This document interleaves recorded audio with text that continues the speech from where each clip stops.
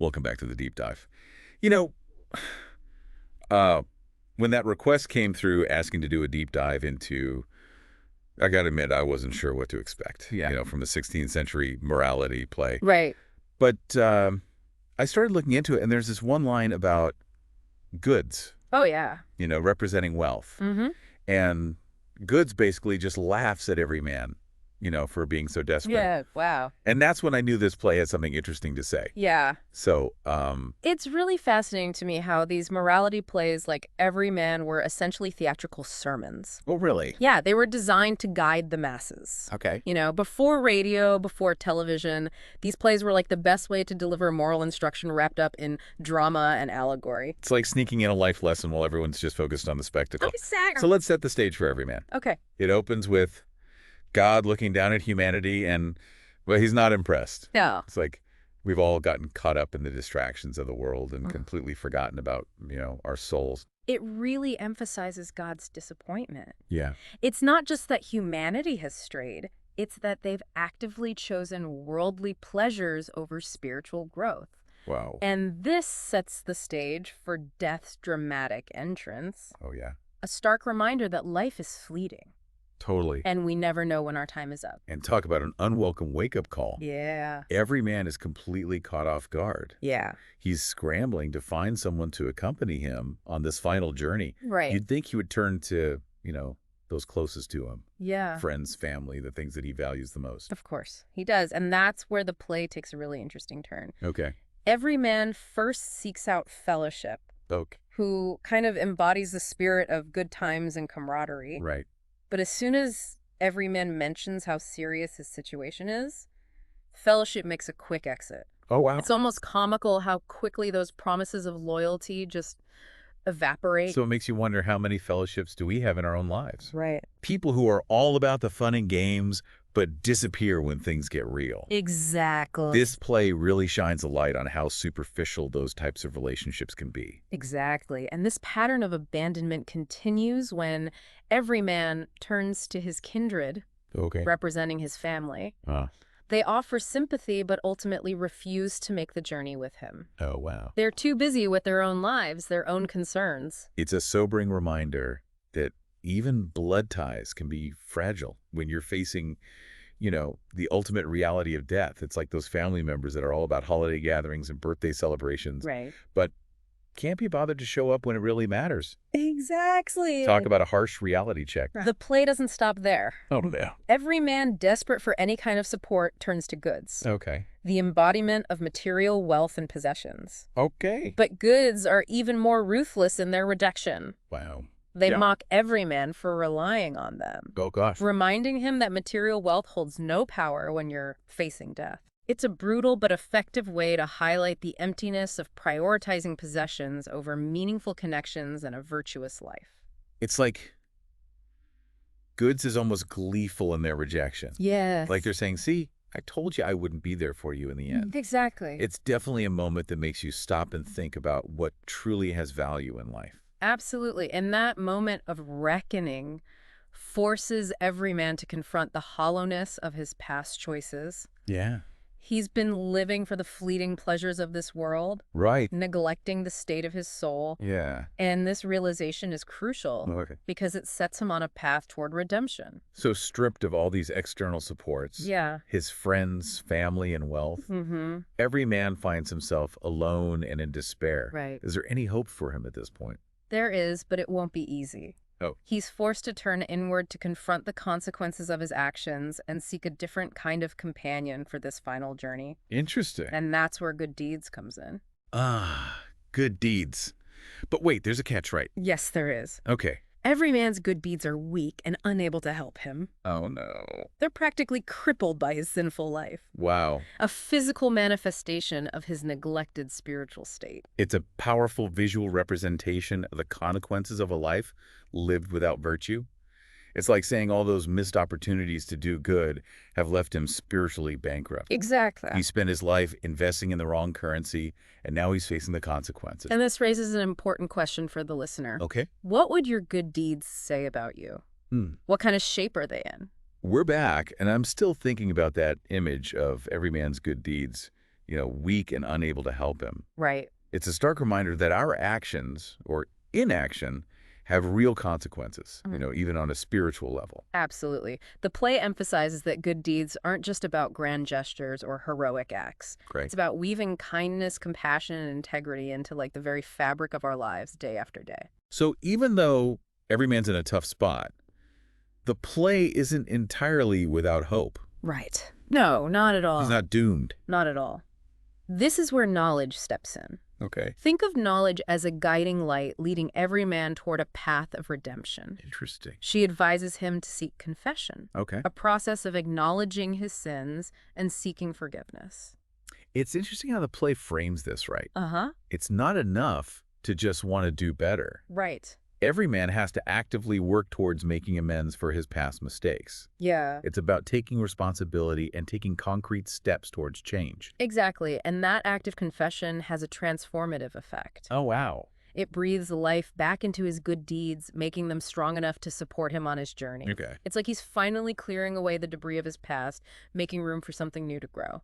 So with good deeds revitalized, every man's ready to embark on this pilgrimage toward death. Right. But he's not alone. Nope.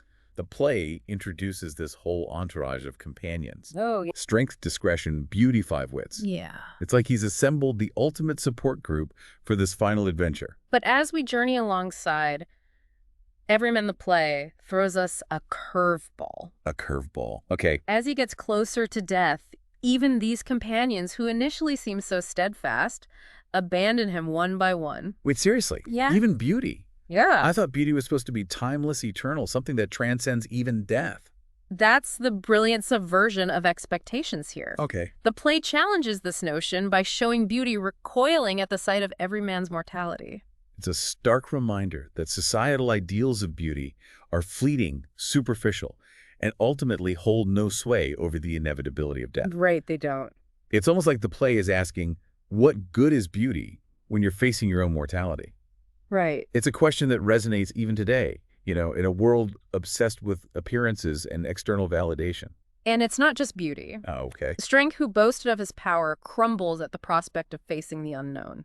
5 wits, symbolizing intellectual prowess, admits defeat in the face of the ultimate mystery. It's like the play is stripping away all these layers, all these external things we often cling to for identity and security, and exposing what truly lies at the core. And what remains, what endures when all else fades away. What's left? It's good deeds.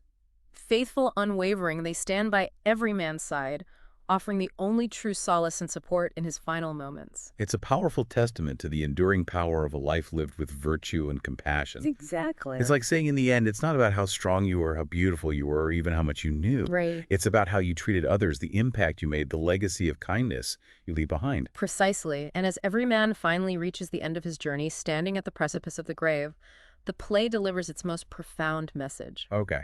He's not judged on the size of his fortune, the number of his friends, or the accolades he accumulated in life. He's judged solely on the weight of his good deeds. Yes. It's a powerful and moving moment, a reminder that ultimately our actions speak louder than words. And the play goes even further to emphasize this point. Really? As every man commends his soul to God, an angel descends welcoming him into the heavenly sphere. It's like saying, even though every man stumbled along the way, even though he initially made the wrong choices, he ultimately found his way back to what truly mattered. Yeah. He embraced the importance of good deeds, and that in the end was what saved him. The play could have ended there on that note of hope and redemption. Yeah. But it doesn't. It doesn't. It introduces one final character, the doctor, who steps out of the narrative and addresses the audience directly. Okay, now this is where things get really interesting. Yeah. It's like the playwright is breaking the fourth wall, pulling back the curtain and saying, hey, this isn't just a story. Right. This is about you. Yeah. Pay attention. Exactly. The doctor's speech serves as a bridge between the allegorical world of the play and the real lives of the audience. He's like a messenger urging us to heed the lessons of every man's journey. And he doesn't sugarcoat it either. No, he doesn't. The doctor lays out the stakes pretty clearly. He does. Reject pride. Recognize that all worldly things are fleeting. Uh-huh. And prioritize good deeds above all else. Yeah. Because when death comes knocking, and it will come knocking for all of us, there are no second chances. It's a powerful call to action, Yeah. a reminder that the time to act is now. Right. We can't wait until the 11th hour to start accumulating good deeds. So how do we do that? That's a great question. How do we take the lessons of a 16th century morality play and apply them to our modern lives? That's a great question, and it's one we'll explore in more depth after. Okay, we're back, and wow, that doctor's speech, it really packs a punch. It does. It's like a final wake-up call, Yeah. reminding us that this isn't just a story, this is a mirror, Right. reflecting our own choices and priorities. It's interesting how the doctor emphasizes that after death, there's no opportunity for amends. Yeah, no do-overs. Right. You can't bargain with death. You can't buy your way out of that final reckoning. Nope. So what does this all mean for us living in a world that's so different from 16th century Europe? Right. Are these lessons from Everyman still relevant today? Absolutely. While the social and religious context may have shifted the core message of every man it transcends time, Okay. we still grapple with the same anxieties about mortality, Yeah. the same desire for meaning and purpose. So it's not about achieving some level of fame or fortune. Right. It's about the kind of person we become along the way. Exactly. And that's where the concept of good deeds comes in. Okay. It's not just about following a set of rules or performing grand gestures. Okay, so let's get specific. What might that look like in our modern lives? Think about it this way. Go. Every interaction, every decision has the potential to be a good deed.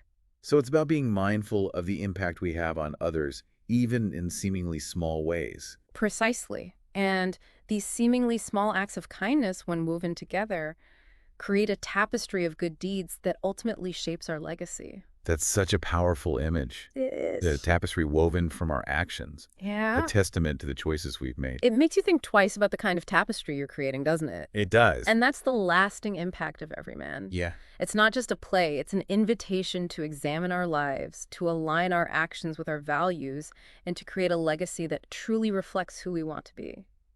So as we wrap up this deep dive, I keep coming back to that question posed by the doctor. Yeah. If death were to summon us today, what would our good deeds say? It's a good question. It's a question that lingers, a challenge to live intentionally, knowing that the choices we make today are shaping the story our good deeds will tell tomorrow.